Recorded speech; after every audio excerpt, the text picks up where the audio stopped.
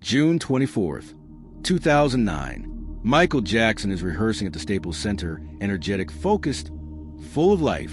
Ahead of him, 50 sold-out shows at London's O2 Arena, a number that started as 10, then ballooned under pressure from promoter Age Live, who had already sunk tens of millions into production. People close to him say he never wanted 50 nights. He told his own mother he wasn't sure his body could survive it, but the financial machine around him had already decided otherwise. By June, the toll was visible.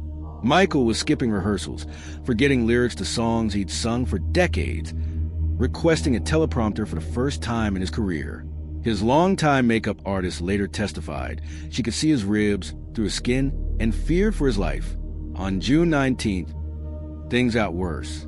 He was shaking, disoriented, unable to perform. His choreographer ended up feeding him by hand and sending him home. AEG's response wasn't concern for his health. It was concern for the schedule.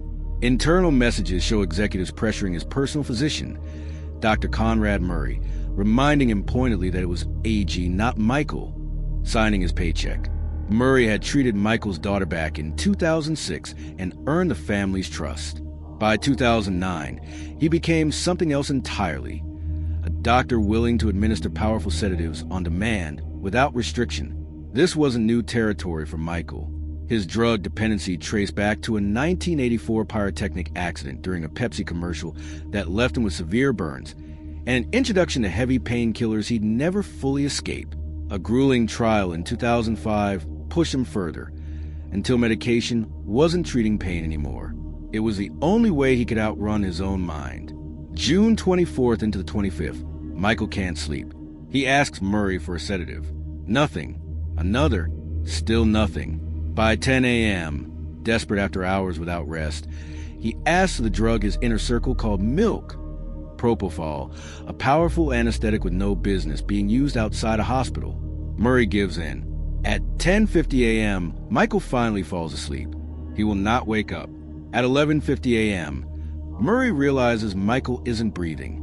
He doesn't call 911. Instead, he makes personal phone calls to his girlfriend, to his insurance agent, burning nearly half an hour before alerting anyone on Jackson's team, and even then he downplays it as a bad reaction.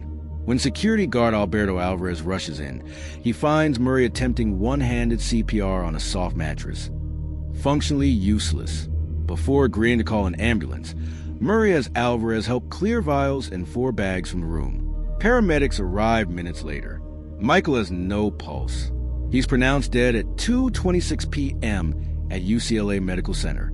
Almost immediately after Michael's death, Murray asked Jackson's assistant for a ride back to the house to retrieve some cream he didn't want the world to know about. The assistant, suspicious, lies and says police already had the keys, then quietly locks down the estate. Murray never gets back into that room before investigators arrive. It later comes out the cream was a vitiligo treatment. But by then, the optics were impossible to ignore. A doctor's first instinct after his patient's death was protecting himself, not mourning a man he'd treated for years. 2 years later, Murray stands trial, denying responsibility to the end. He claims he stepped out for 2 minutes, and Michael injected himself. The prosecution's forensic pathologist dismantles that defense, testifying sedation involved would have made that physically impossible in that time frame. Murray is convicted and sentenced to 4 years, the maximum allowed.